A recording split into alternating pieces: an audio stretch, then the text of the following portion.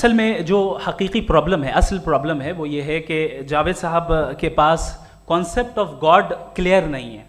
انہوں نے کہا کہ کائنات سے پہلے خدا تو تھا، تب بھی تو ٹائم ہوگا. یہ ٹائم کائنات کا حصہ ہے. ہم اس خدا کو مانتے ہیں، نیسیسری بینگ کا ٹائم لیس ہونا ضروری ہے چونکہ وہ ٹائم کا کریٹر ہے.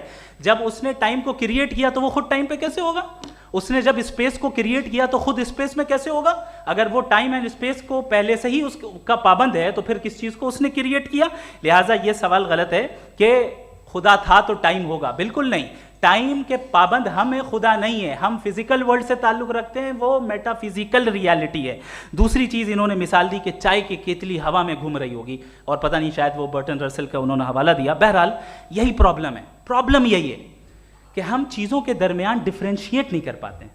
یہ جو آپ نے مثال دی یہ امیجینیشن ہے، اور میں جو ثابت کر رہا ہوں وہ لاجیکل نیسیسٹی ہے. آپ امیجن کرنے آئے تو کچھ بھی کریں، جوپیٹر میں پنک ایلیفنٹ ہوگا، یونیکارن ہوگا، کریں. اس سے کائنات پہ کیا فرق پڑتا ہے؟ اس سے آپ لاجیکل نیسیسٹی ثابت نہیں کر سکتے.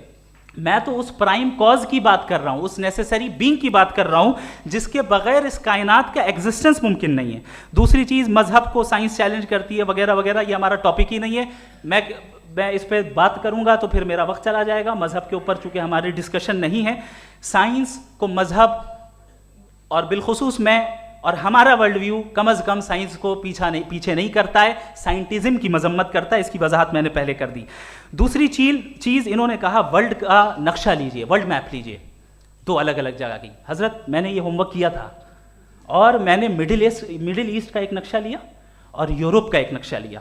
یہ مذہبی علاقہ اور یہ لبرل اور ایتھیسٹ علاقہ. مجھے پتا چلا کہ سب سے زیادہ ریپ کیسز جو ہیں وہاں پر ہیں.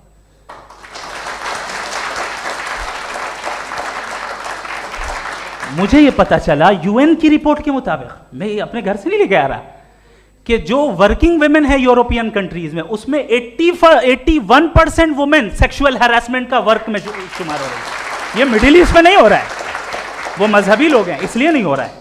دوسری چیز آپ نے یہ کہا کہ مذہبی آدمی کا اچھا ہونا ہمارے اچھے ہونے سے بہت مشکل ہے، بہت مشکل ہے. تو اس کا مطلب یہ ہے کہ گاڈ کے علاوہ آپ کے پاس اچھے اور برے کا کوئی اسٹینڈرڈ ہے.